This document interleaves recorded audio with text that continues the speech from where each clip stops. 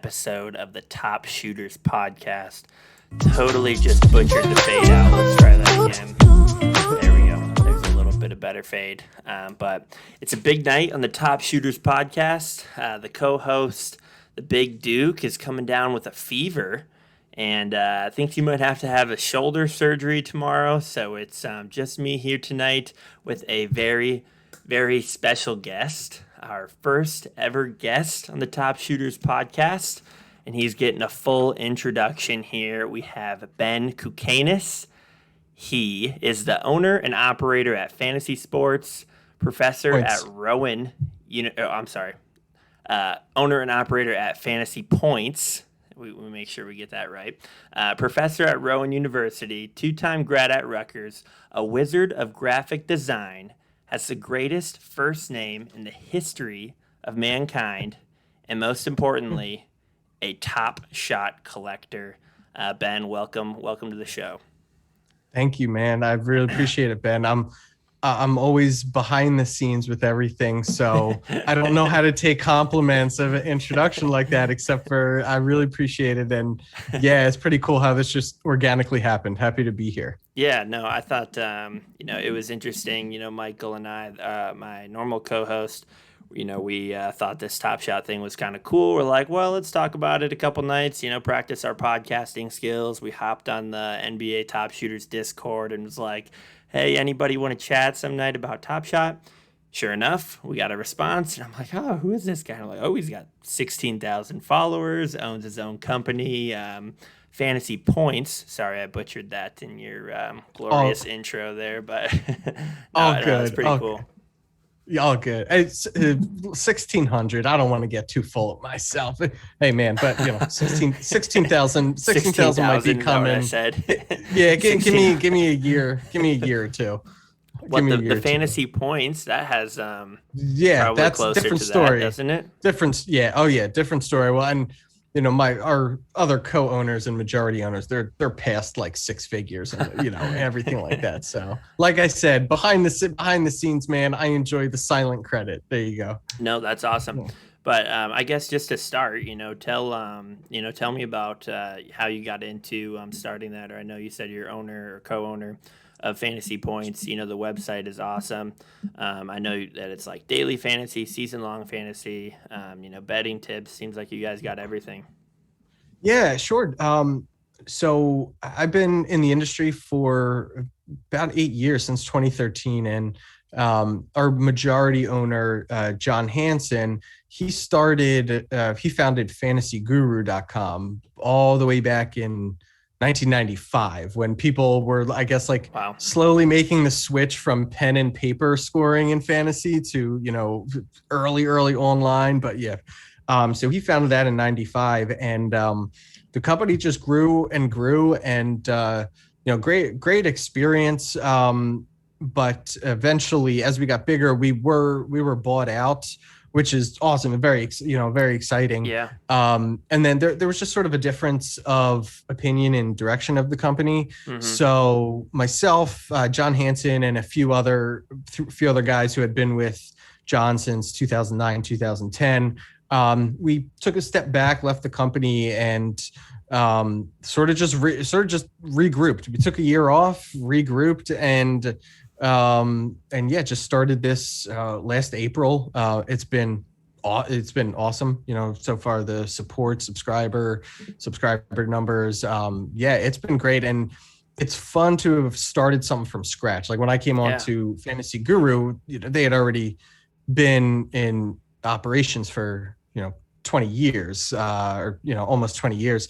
So it's pretty cool to get to start something from scratch and slowly see the vision build up and up. No, that's really cool. So give us a picture of your day to day. Then, what does a normal day look like for you? I know that in your Twitter bio it says you're also a professor. Just curious, with Fantasy Points and things and operations, what a normal day looks like. Well, actually, it's funny you asked that, because today is like the epitome of the day in the life. good thing in the off season, get to sleep in a tiny bit, Yeah. but your normal day, or at least, today as a perfect example is some editing and article posting, little bit of customer service. And then I get into the really fun stuff. We're releasing our Dynasty Draft Profile series, just going through film tape on all the incoming rookies. Nice. Yeah. So I get to get into the good stuff of designing graphics and layouts for the articles, and then hop into the production software to record quick hitter videos with our guy Wes Huber, who does all that. So, and then from there, it's just social media monitoring, getting stuff up on YouTube. I did a giveaway today. We had some leftover merchandise from our old vendor, so did a little giveaway. So a lot of different hats to put on, and then went and taught a class, an evening class, and then actually just a short while ago got off a business call for a little side project or side fantasy points related project. So the cool thing is, on a normal day, I'm working with and communicating with 10 to 15 different people doing 3 to 5 different tasks. So yeah, I get to itch all the various corners of my brain, and it's never boring. There's no mundane tasks. Yeah. That's awesome. No, that's really cool. And that's kind of, I'm similar. I need to be doing lots of different things. That is a really cool day. A day in the life. It sounds like it is. There are no 2 days alike. By the way, it sounds. So fantasy points? I know that it's a lot of football, and I know you said now is the off season for you. What would in season be like? Is it just crazy? Yeah. So in season is like 80-hour weeks, but Wow. but the benefit is, well, I'll put it to you this way. I'm on the East Coast, and one of our writers is on the West Coast. So and sometimes we outsource and freelance some development work to either Ukraine or India. So, in season, I could be on a international call at like 7 a.m. and then still have to wait around. Our guy on the West Coast finishes an article at 5 o'clock his time. And I'm like, oh man, I'm eating dinner right now, 8 o'clock my time. But the good thing is in season, you get into a rhythm. Yeah. The off season and the preseason, there's a lot of chaos, between dynasty, best ball, the free agency frenzy, keeping up with training camp and OTAs, all that kind of stuff. Like it's absolute chaos. The workload is lesser, but it's total chaos. Whereas in season, once that Thursday night week 1 game kicks off, it is a rhythm for 4 months straight, and that's something I do appreciate. Yeah. Yeah. Well, the off season must at least allow you enough time to be hanging out in an NBA Top Shot Discord, right? Yes. Oh yeah. I'm excited. Yeah, and I'm one thing or one reason I'm excited is because I'm so entrenched in football. Like, I completely. My fiance knows. Come Sunday, don't talk to me. And all of August, preseason, all of August, expect to see me maybe 2 hours a day, even though we, live together. But I'm so entrenched in football that, I don't really get that much time to really dedicate, my attention to other sports, and basketball is number 2 for me. So yeah, off season is great, especially because, we're at the All-Star break now, and second half of the season, I'm going to be much more, or not, we're not at the All-Star break now, but coming up, second half of the season, I'm going to be much more tuned in than the first half. Yeah. No, and that's awesome. So, we're talking NBA now and getting into NBA Top Shot. I'm curious, it's how people have come across it. I know that maybe you said you had just came across it maybe in the last couple weeks. Where did you first hear about NBA Top Shot, and when did you first open your account? Yeah, just on social media. Just on social media. I want to say probably only a week and a half ago, actually. So, this is still a nice early time to get in, For but sure. by the September and early January, people are on a different level. But yeah, just saw it on social media and picking up a little steam. And full disclosure, I used to scoff a little bit at a lot of this crypto stuff, and I think part of that was like a sort of a fear, I guess. Yeah. And so when this came around, to me, I was like, this is the absolute perfect introduction to anything crypto or blockchain. Like this combines investments in stock, which my dad is the CFO. My mom owns a financial business and my brother works for her. And I'm just sitting there like, yeah, I don't know what you guys do. So I really don't know anything about this.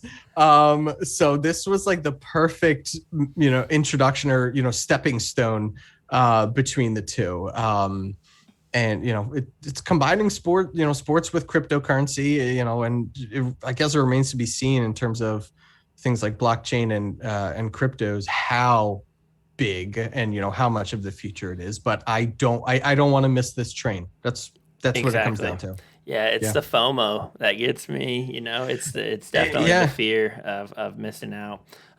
So here is my challenge for you. I find this interesting. We're obviously very new. A lot of our episodes that people right now are just listening to, it's a lot of like friends and family. So we'll have people, listen, and I'll get text messages. So wait, explain this to me again. So in let's say a minute or less. Oh boy. Explain NBA Top Shot to somebody who has never heard of it. And I only say a minute or less to keep it, like pretty vague or pretty basic. How would you explain Top Shot? Oh, that's brutal. That is quick. Although I've had a little practice because like my parents have asked about it and cousins. So I've had a little practice trying to do that. But all right, minute or less. Let's see if I can do 60 seconds. It's combining the card collecting hobby with the digital future of money trading, to have ownership of NBA licensed moments. I think good. That's how I think that's how I do it. I feel like if I start talking more about it, I'm gonna go down another road. So yeah, as soon as I mention cryptocurrency, the person's just like game over, I know it is based off crypto, but it's like you said, it's pretty just collecting, and I think it's important to mention that it's NBA licensed, so it's not just some. That's why and that's why I wanted to mention it, because it's not like any. It's not just a company throwing up random moments in there. When you purchase something, you get that flow transaction, you get that blockchain flow transaction, which I think is very important and adds a little bit more to the trustworthiness and authenticity of it. Yeah. Do you have like prior collecting experience in physical? I mean, any other sports collecting? A while ago, I had mentioned to you before we hit record that my cousin owns a collection and hobby, card collecting and memorabilia shop. When we grew up together, I would say, when I was up until maybe like 15, very much into it. We would spend hours just looking through Beckett magazines and opening. The excitement of opening a Topps pack that you got for $250 or something like that. So I was heavily into that. He continued with that. I did not. Not for any specific reason, like not because I didn't like it or anything. It was just one of those things that gradually went lower on my priorities. So I don't have experience flipping, so to speak. But I have some experience in, I guess, collecting and searching for value. So far in Top Shot, have you, I know you mentioned flipping, have you been more like trying to like buy and resell and look for other pieces, or have you just been trying to buy and hold? What has kind of been your experience so far with collecting these moments? Well, Well, first of all, I do want to say off the bat, I've had a perfect experience on Top Shot. Like, Yeah. you jump in the Discord and it's absolute madness. And what I think people like, there's a giant block of text next to the logo that says beta on it. Okay. And when you get in this early, you have to deal with certain things like, transactions halted for maintenance. Right now they push the premium drop back a day.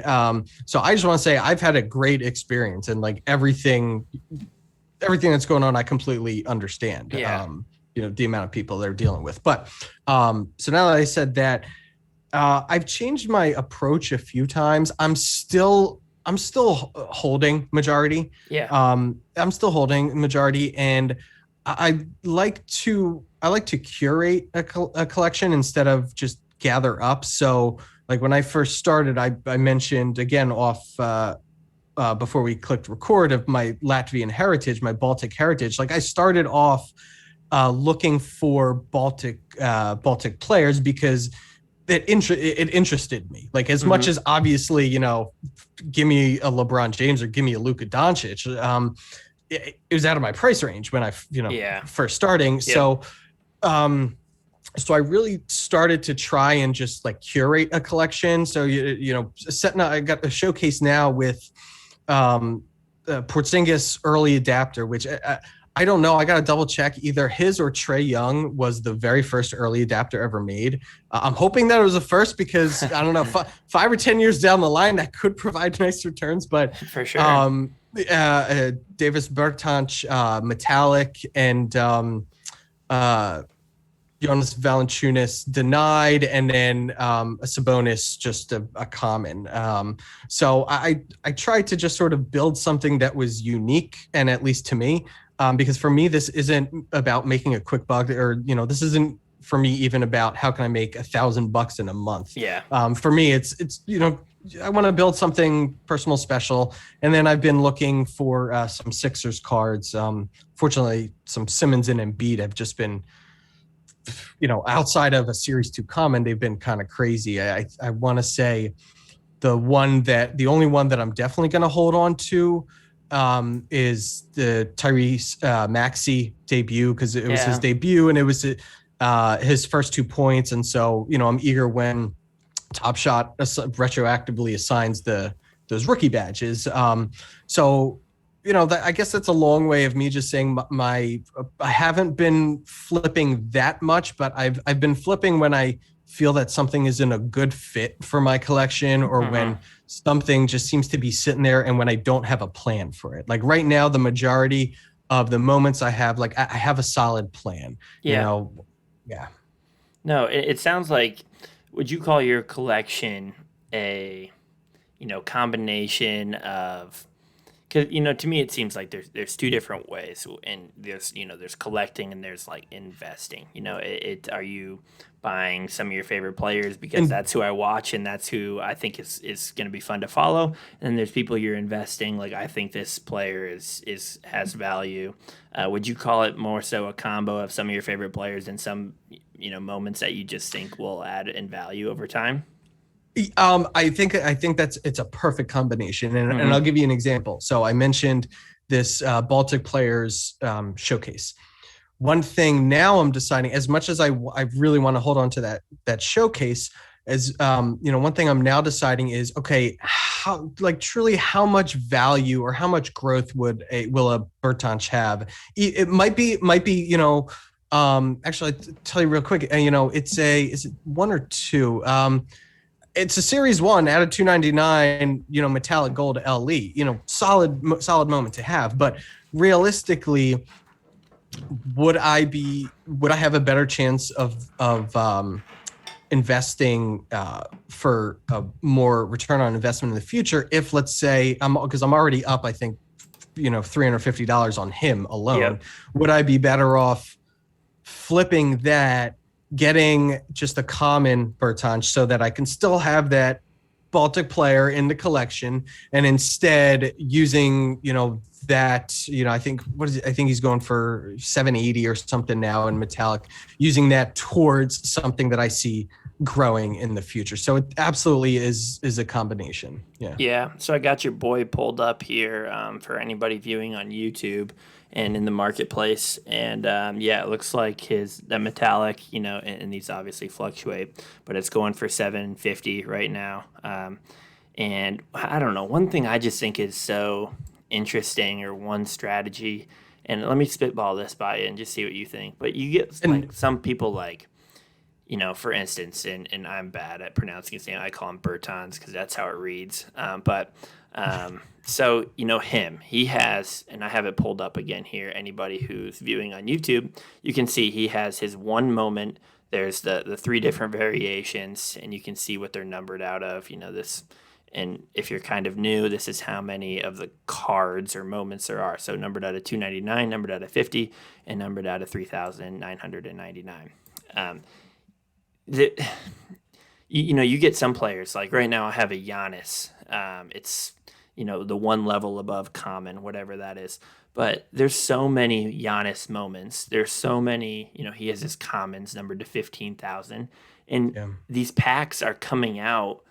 People are going to be opening these cards with packs. What's that going to do to that market where you get a player like, and this is just an example. He's not a big name by any means, but, your boy Bertans, or like I said, I'm pronouncing him the wrong way, but nobody's going to be opening a bunch of packs of these moments. Will his market change as much? Yeah. What are your thoughts on that thought process?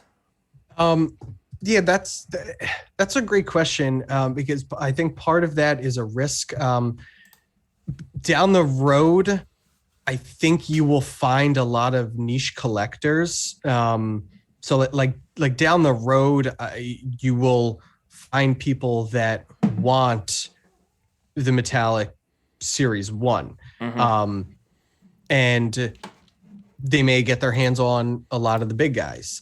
And, someone like Bertans, he might be the last one in establishing a collection, in which case someone would shell out money. So I think down the road, there will be a niche appeal for something like that. But yeah, I guess the concern is in the immediate future, no one is seeking that out. Like no one is seeking him out. There's no excitement there. I would say 9 out of 10 people, if they come across his card, they may wait a week, see if it increases, and then try to flip it. I don't think many people are holding on to it. Which is interesting because his card actually, or his moment, has been my most profitable. I got it for 388 and is up to 750. So his 360 increase has been the most I've had out of any single card. So yeah. I think it's a risk. I don't think the value will go down for something like that. Yeah. But I think the demand will go down until the market is so saturated with your commons, and until the market is so saturated, even with Series 2 or let's say Series 3 metallics, when you have your buyers who want something different, when you have your buyers that really want to reach back for those Series 1s. So that's when I think it's going to have its value, but that may not be for 5 years. But, full disclosure for me, I'm not here to quickly flip it. I look forward to seeing this, grow for 5-10 years. I look forward to seeing, my account in 10 years from now. Yeah, I've had, I Which, I feel like by the way, but no, go ahead. Your Giannis, your Giannis is a rare. My Giannis is the, let's see, I have it pulled up here. So, if you're looking at the screen, my Giannis is this, Giannis assist. It's the common Series 2. It's numbered to 7,500 compared to his dunk common. That's 15,000. The price. Yeah, which it is. And even those commons, the ones that are out of 7,500 and not 12,000 or 15,000, those I still think will hold value immediately. Yeah, exactly. Yeah. And that was my thought process too, is that there's obviously not 15,000 moments that are, they're still coming out in packs. So it's like, I like 3 or 4 days ago, I'm like, I'm just going to try to get rid of all of my commons numbered out of 15,000, just try to get some lower numbered. Yeah. Because, my collection had like 12 moments in it. Now I think I have 3. I have, a couple Brogdons and this Giannis, but I don't know. I think it's been kind of fun to try to find like a weekly play like this one. I'm trying to find Brogdon, and by the end of the week, after a couple of national TV games, I'll try to sell him and find a new player, which in a sense is flipping, but I'm not looking to cash out. I'm looking to see what kind of collection I can build. But I don't know. I just find interest in it fun to keep new players into my collection without getting on my wallet and putting in my credit card number and just playing with the money. Which is so easy and so tempting to do. I might take your approach in sort of this weekly project. We did start at fantasypoints.com. We did bring on a card collector writer. Nice. And so one difference that I'm noticing is the daily fluctuations here compared to, he had our guy, Dan Serbia, he wrote up, 5 running backs and 5 wide receivers to invest in before the season starts. Mm-hmm. Because once you get them, you're putting it away and you're not looking at it every day. And it's something you're going to evaluate every month or even every season. Like the only reason you would ever flip something like that is because of an injury. Something like that. If you bought Jalen Hurts, now you either sell it for much more or you hold on to it and watch it grow. So I'm not used. That's the one thing I'm not used to. I'm not used to I'm not used to the daily and weekly fluctuations versus football. It's more so the monthly or bi-seasonally. Yeah. Well, and one thing compared to everybody nowadays wants to flip and they want to invest and they want to find the quick buck and things, and that's kind of it's not like you're cashing out, but the thing is, compared to like you talk about collecting cards and things, the thing about when you people are buying and selling cards nowadays so much with shipping, and by the time you pay tax, people buy on eBay, it's like you have to get the card shipped to you, you pay your shipping. When you sell it, you need to pay your shipping. So it's not like you can buy a let's say a common of a Bradley Beal common and then go and sell it the next day for, I know you have your 5% transaction fee, but you don't have to physically wait for the USPS to mail you your card, and then it's that's the one thing that I think will appeal to a lot of this. Oh, definitely. Day and age of people who want to just flip and make, like, I made $20 on this. That's why I think Top Shot's going to be popular. But eBay, not to trash them or anything, but depending on the transaction, eBay has like this return policy where theoretically you could have sold a Dak Prescott a week before he was injured, and then the buyer could have, after he was injured, the buyer could have said, no, I don't want 90 it days. Anymore. Yep. Like, come on. I got to recommend, I imagine some people listening to this may dabble in cards a little bit. Go to starstock.com. They're just establishing this huge marketplace where you do mail in your cards there, but they hold it in their vault, and you don't have to worry about anything. So get away from eBay. Just head over. There's a few other good options. Yeah, that's I don't know, and that's a whole we could talk about that for hours. The difference between I know what you're saying, and I've always been I've collected cards and in the past, and I've always been a big skeptic when it comes to digital cards.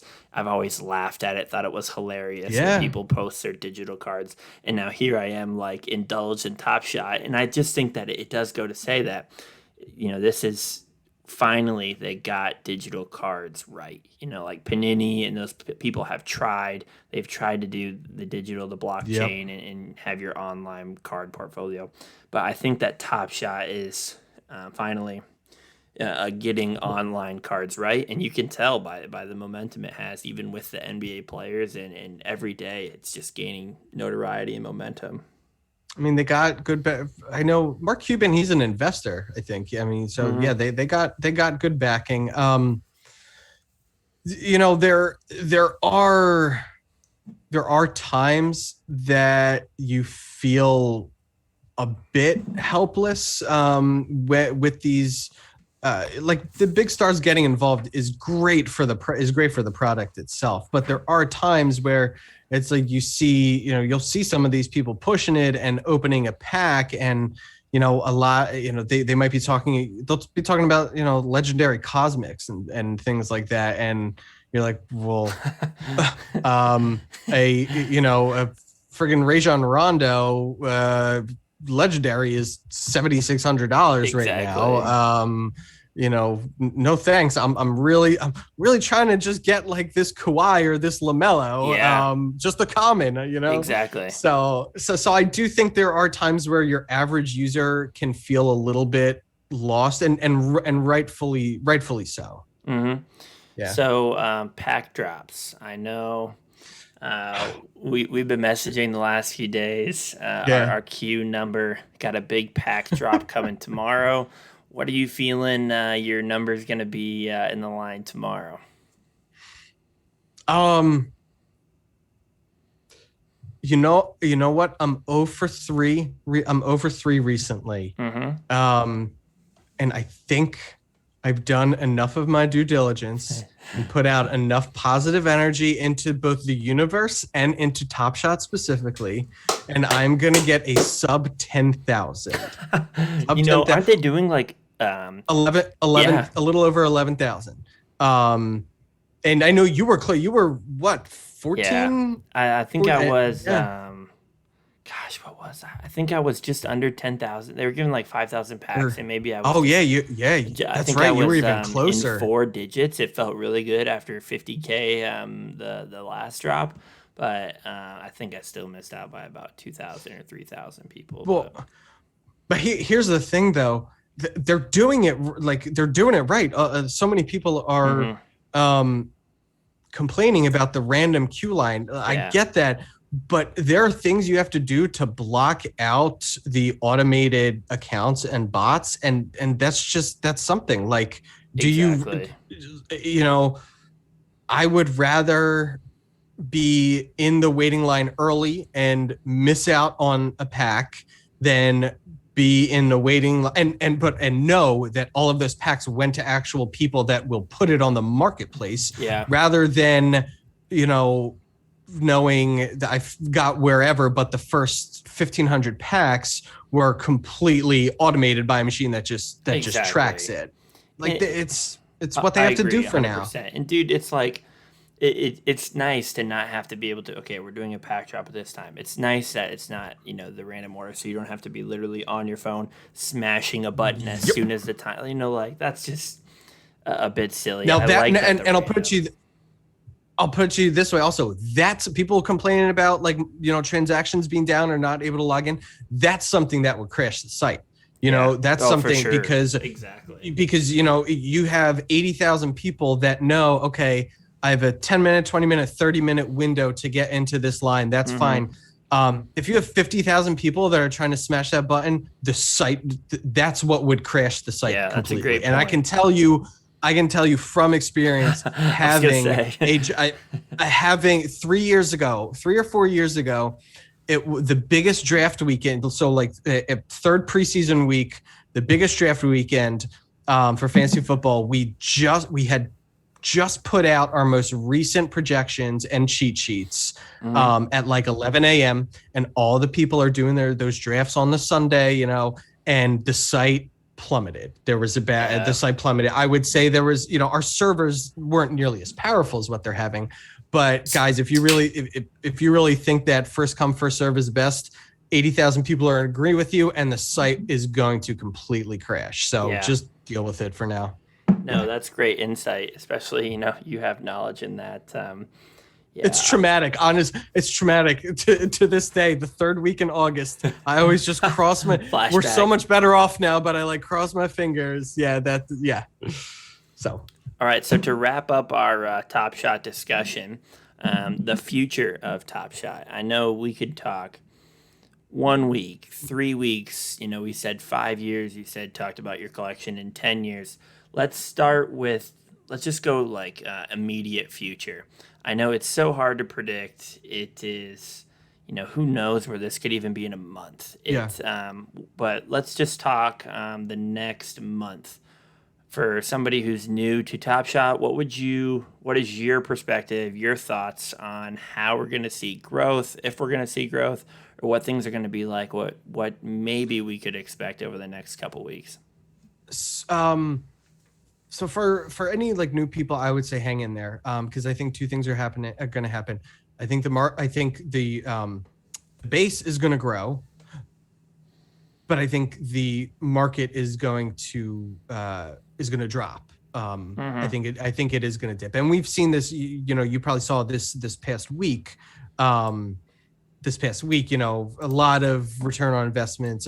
I went from about 34% return on investment to now I'm looking at 12%, which it is what it is. But I think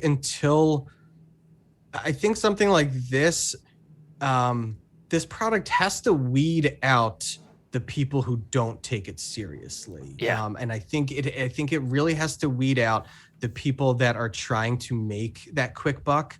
And once that happens, I think you're going to see an exponential growth in the market and profits and your own personal return on investments.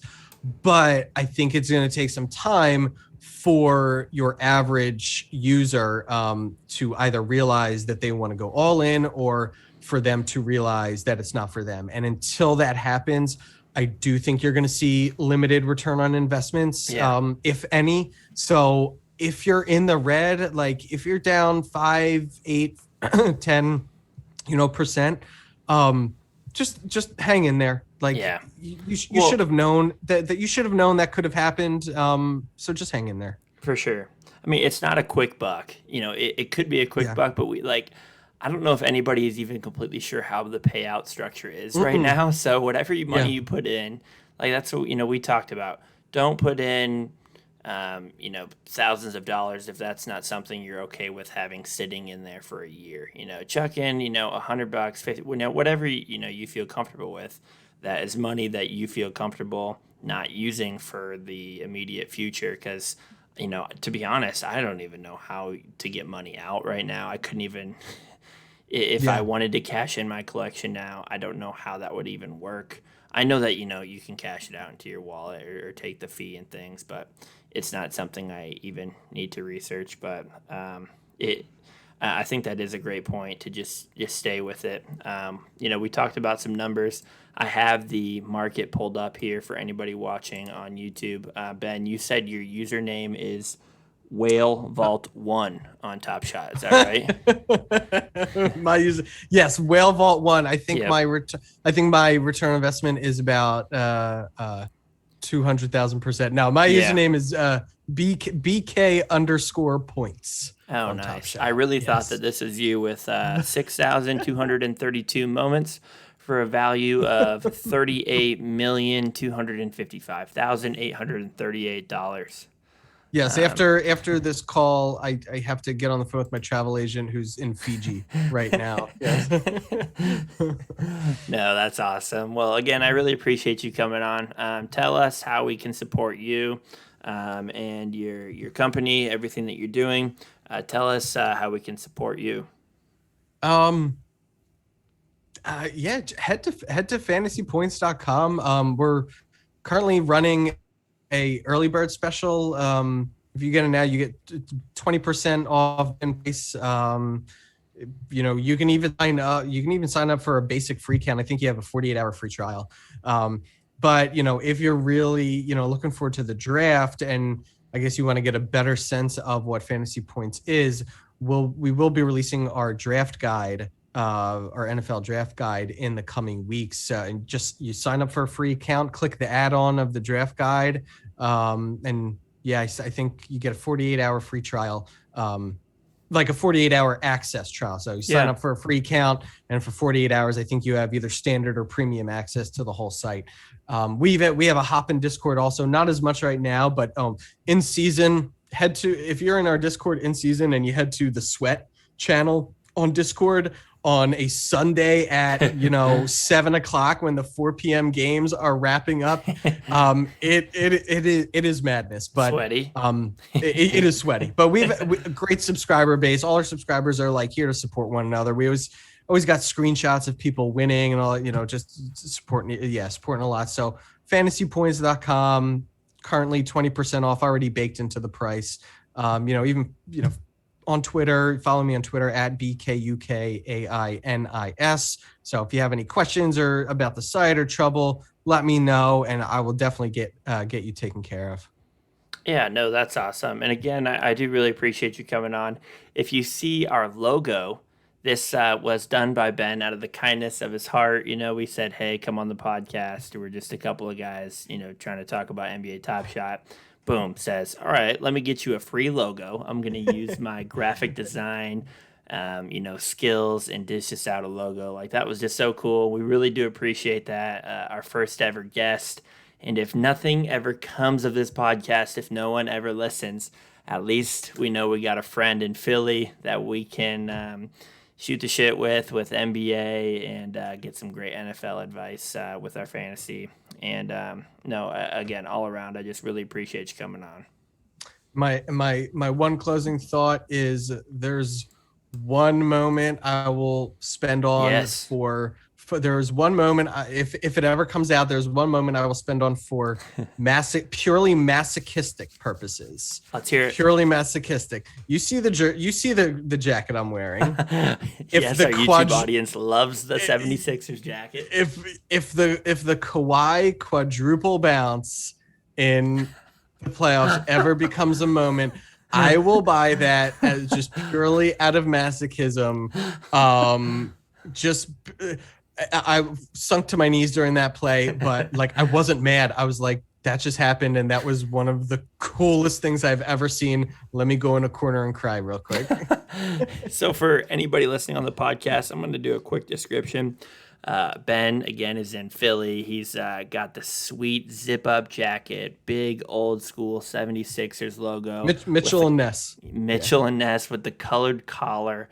It looks really, really cool.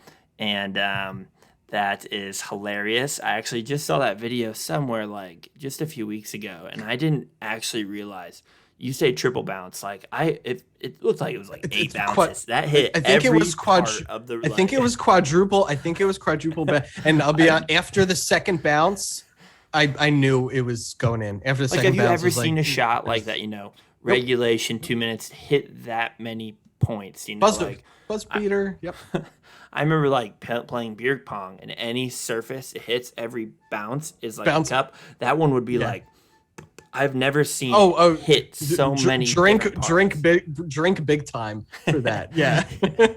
Hopefully it'll be a good year for your 76ers. They got things rolling, a new squad. But I appreciate that final thought. And again, just thank you so much for coming on and everything you've done to help us out, and a new friend in Philly. So. Thank you so much, Ben. Really appreciate it. Yeah, no problem, brother. With no farther ado, I butchered our intro, so I am going to hammer this outro.